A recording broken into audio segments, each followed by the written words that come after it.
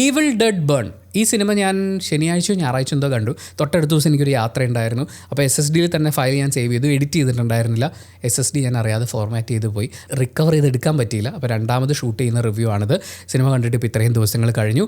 പക്ഷേ ഇപ്പോഴും ഞാൻ പറയും, കഴിഞ്ഞ കുറച്ച് ദിവസങ്ങൾക്കിടയിൽ ഞാൻ തിയേറ്ററിൽ കണ്ടിട്ടുള്ള സിനിമകളിൽ ഒരു ഗംഭീര തിയേറ്റർ എക്സ്പീരിയൻസ് ആയല്ലോ എന്ന് ഫീൽ ചെയ്ത, കൊടുത്ത കാശ് വേർത്തായി തോന്നിയിട്ടുള്ള ഒരു തിയേറ്റർ എക്സ്പീരിയൻസ് ആണ് ഈവിൾ ഡെഡ് ബേൺ. ഗംഭീര വിഷ്വൽ പരിപാടി, അതിൻ്റെ കൂടെ അതിൻ്റെ ഓഡിയോയും പിന്നെ തീം വൈസൊക്കെ പറയാനാണെങ്കിൽ ഒത്തിരി ഉണ്ട്. ഒരു കിടിലം പരിപാടിയായിട്ടാണ് തോന്നിയത്. പക്ഷേ ബ്ലഡ് ബാത്ത്, ഫ്ലഷ് ഒക്കെ ഉണ്ട്. ഒരു മനുഷ്യൻ്റെ ശരീരം വെന്ത് കുറുകുന്ന പോലത്തെ അങ്ങനത്തെ ഭയങ്കര ഡിസ്റ്റർബിംഗ് ആയിട്ടുള്ള കാഴ്ചകളുണ്ട് ചില ആളുകൾക്ക്. പക്ഷേ എനിക്കതൊരു അതിഭീകര ഡിസ്റ്റർബിംഗ് കാഴ്ചയല്ല. ഞാൻ കാണുന്ന സിനിമയാണെന്നൊക്കെ മനസ്സിലാക്കിയിട്ട് ഞാൻ അതിനെ കാണും. പക്ഷേ ചില ആളുകൾക്ക് അങ്ങനെ പറ്റിയില്ല എന്ന് വരും. അപ്പോൾ അങ്ങനെയുള്ള ആളുകൾ ദയവ് ചെയ്ത് ഈ സിനിമയുടെ ജോണർ എന്താണെന്ന് മനസ്സിലാക്കുക, അതിനുശേഷം തീരുമാനമെടുക്കുക. ഈവിൾ ഡെഡ് സീരീസിൽ ഈവിൾ ഡെഡ് റൈസ് ആണ് ഞാൻ കണ്ടിട്ടുള്ള സിനിമ. അതിന് മുമ്പുള്ളത് കണ്ടിട്ടുണ്ടോ എന്ന് ഓർത്തെടുക്കാൻ പോലും എൻ്റെ മനസ്സിൽ അങ്ങനെയില്ല. ഈ ഫ്രാഞ്ചൈസിയിൽ ഏതൊക്കെ പടങ്ങൾ കണ്ടിട്ടുണ്ടെന്ന് ചോദിച്ചു കഴിഞ്ഞാലും ആകെ ഈ പടത്തിൻ്റെ റിവ്യൂ ഞാൻ പോസ്റ്റ് ചെയ്തിട്ടുണ്ട്. അതിനപ്പുറത്തേക്ക് ഈ സീരീസിനോട് എനിക്ക് കടുത്ത ആരാധനയൊന്നുമില്ല. പക്ഷേ നിങ്ങളൊരു സ്റ്റാൻഡ് അലോൺ സിനിമയായി ഈ സിനിമയെ കാണാൻ പോയാലും, അതല്ല ഫ്രാഞ്ചൈസിയുടെ ആരാധകനാണെങ്കിലും, രണ്ട് രീതിയിലും സാറ്റിസ്ഫൈയിങ് ആയിട്ടുള്ള എക്സ്പീരിയൻസ് ആണ് എനിക്ക് കിട്ടിയതെന്നാണ് പറയാനുള്ളത്.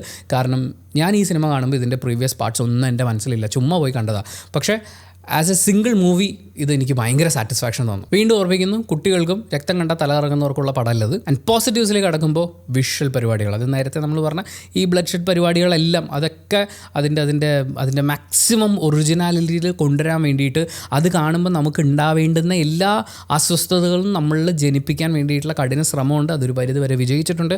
ഗംഭീരമായിട്ട് അതെല്ലാം വിഷ്വലൈസ് ചെയ്തിട്ടുണ്ട്. പിന്നെ ഇതിലത്തെ ചില ട്രാൻസിഷൻസ് ഒക്കെയാണ് എനിക്ക് പറയാനുള്ളത്. എസ്പെഷ്യലി ടുവേർഡ്സ് എ ക്ലൈമാക്സ് വരുമ്പോൾ ഒരു ക്യാരക്ടറിൻ്റെ ഇമോഷൻസ് അവരൊരു പെർട്ടിക്കുലർ ഒരു ഇമോഷനിലേക്ക് വരുമ്പോൾ അവർ ശരിക്കും ട്രാവൽ ചെയ്യുകയാണ് ചെയ്യുന്നത്, ടൈം ട്രാവൽ ചെയ്യുകയാണ്. ഇപ്പോൾ ചില പെർട്ടിക്കുലർ ഇമോഷൻസ് നമ്മൾ ഫേസ് ചെയ്യേണ്ടി വരുമ്പോൾ ചിലപ്പോൾ നമ്മളല്ല റിയാക്ട് ചെയ്യുന്നുണ്ടാവുക, പാസ്റ്റിലുള്ളൊരു നമ്മളായിരിക്കും റിയാക്ട് ചെയ്യുക എന്ന് പറയുന്ന പോലെ സൈക്കോളജിക്കലി ഒക്കെ നമുക്ക് ഒരുപാട് സംസാരിക്കാൻ പറ്റുന്ന ആ രീതിയിലുള്ളൊരു ഇൻ്റർപ്രിട്ടേഷൻ വരത്തക്ക രീതിയിൽ ഗംഭീരമായിട്ട് ചില ട്രാൻസിഷൻസ് അവരിതിനകത്ത് ചെയ്തിട്ടുണ്ട്.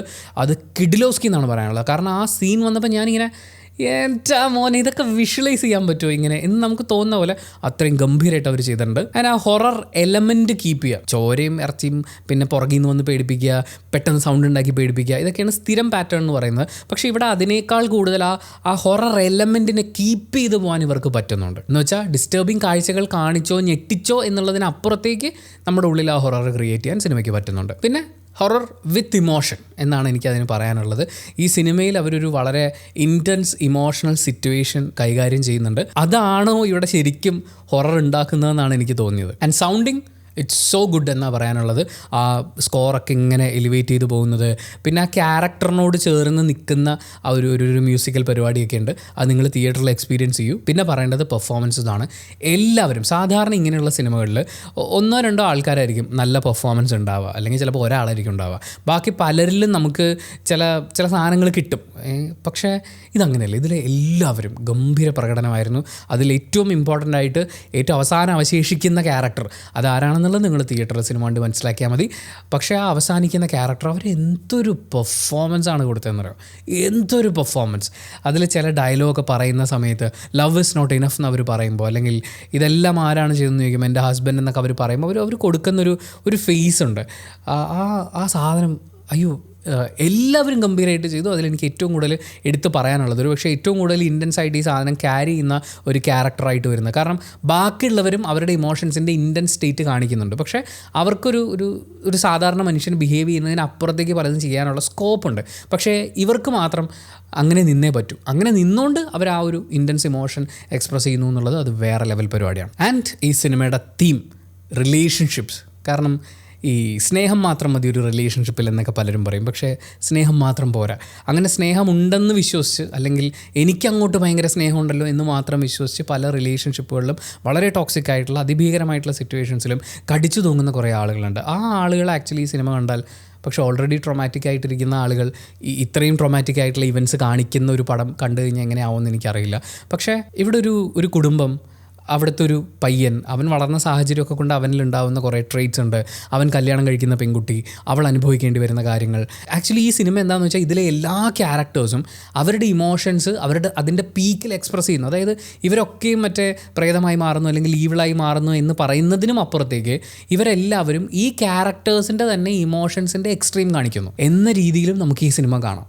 ഇതിനകത്ത് ഈവിളിനെ എടുത്ത് മാറ്റിയിട്ട് നമ്മുടെ തന്നെ നെഗറ്റീവായിട്ടുള്ള ഇമോഷൻസിൻ്റെ പീക്ക് അതാണോ ഈ ക്യാരക്ടേഴ്സ് ചെയ്യുന്നത് എന്ന് പറയുന്ന ഒരു രീതിയിലുള്ളൊരു അങ്ങനെ നമുക്ക് ഇൻ്റർപ്രറ്റ് ചെയ്യാൻ പറ്റുന്ന രീതിയിലാണ് ഈ സിനിമ പോകുന്നത്. അങ്ങനെ പല രീതിയിൽ എനിക്ക് ഡിഫറെൻറ്റ് ലെയേഴ്സൊക്കെ ഉള്ള ഒരു കിഡിലോസ്കി പരിപാടിയായിട്ടാണ് ഈ പടം ഫീൽ ചെയ്തത്. പ്ലസ് അതിൻ്റെ വിഷ്വൽ എക്സ്പീരിയൻസ് തിയേറ്ററിൽ തരുന്നൊരു സംഭവം. പക്ഷേ ഞാൻ ഈ പറഞ്ഞ മുഴുവൻ എൻ്റെ പേഴ്സണൽ ഒപ്പീനിയനാണ്. നിങ്ങൾ ഈ ഒരു ജോണറിലുള്ള പടം കാണാൻ ഇഷ്ടമുള്ള ആളാണെങ്കിൽ ഒരു കാരണവശാലും തിയേറ്ററിൽ മിസ് ചെയ്യരുതെന്ന് ഞാൻ പറയുള്ളൂ. പക്ഷേ നിങ്ങൾക്ക് ഡിഫറെൻറ്റ് ഒപ്പീനിയൻ ഉണ്ടാവാം. അങ്ങനെ ഉണ്ടെങ്കിൽ തീർച്ചയായും അത് കമൻറ്റ് ബോക്സിൽ രേഖപ്പെടുത്തുക. കാരണം കമൻറ്റ് ബോക്സും കൂടി വായിച്ചിട്ട് സിനിമ കാണണോ വേണ്ടിയോ എന്ന് തീരുമാനമെടുക്കാൻ കാത്തിരിക്കുന്ന കുറേ ആളുകളുണ്ട്. അവർക്കതൊരു വലിയ സഹായമായിരിക്കും. അപ്പോൾ thank you so much for watching this video. Video ഇഷ്ടപ്പെട്ടാൽ ലൈക്ക് ചെയ്യുക, കമൻറ്റ് ചെയ്യുക, ഷെയർ ചെയ്യുക, സബ്സ്ക്രൈബ് ചെയ്യുന്ന കാര്യവും ഹൈപ്പ് ചെയ്യുന്ന കാര്യവും പരിഗണിക്കുക.